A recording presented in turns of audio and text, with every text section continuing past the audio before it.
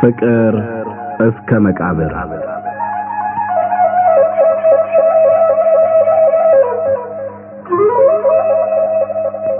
ደራሲ ሐዲስ ዓለማየሁ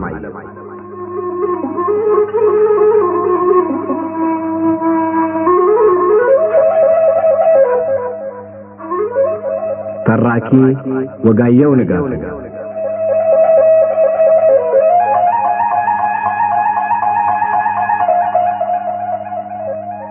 ፍቅር እስከ መቃብር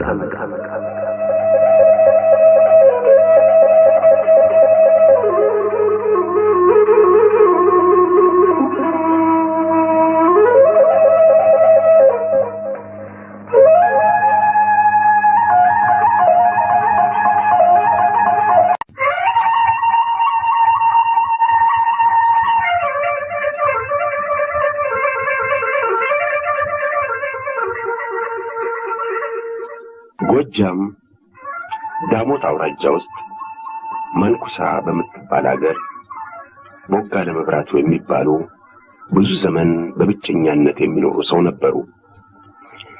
ቦጋለ መብራቱ ከደሃ ቤተሰብ የተወለዱ በዚያውም ላይ ድሆች ወላጆቻቸው ገና በሕፃንነታቸው ሞተውባቸው ድህነት ሲያንገላታቸው ያደጉ ነበሩ።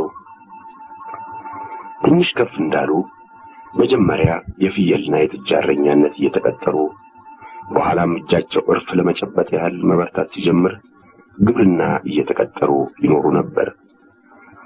በዚህ ሁኔታ እኩል ዕድሜያቸውን ካሳለፉና የምሽት ማግባት ፍላጎታቸው እየተቀነሰ ከሄደ በኋላ በጎልማሳነታቸው ጉልበታም ወዲያውም ጤናማ በመሆናቸው ረዳት ሳይፈልጉ ራሳቸውን ረድተው ለመኖር ቢችሉም ምሽት ካላገቡ ዕድሜያቸው እየገፋ አቅማቸው እየተቀነሰ ሲሄዱ ረዳት የሚያጡ መሆናቸውን ወላጆቻቸው አጥብቀው ስለመከሯቸው ከዚያው ከማንኩሳው ውድነሽ በጣሙ የሚባሉትን ሴት አገቡ።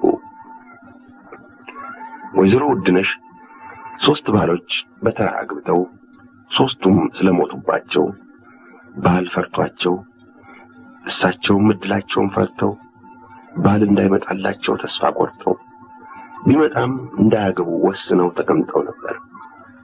በኋላ ቦጋለ መብራቱ የወይዘሮ ውድነሽን የንስሐ አባት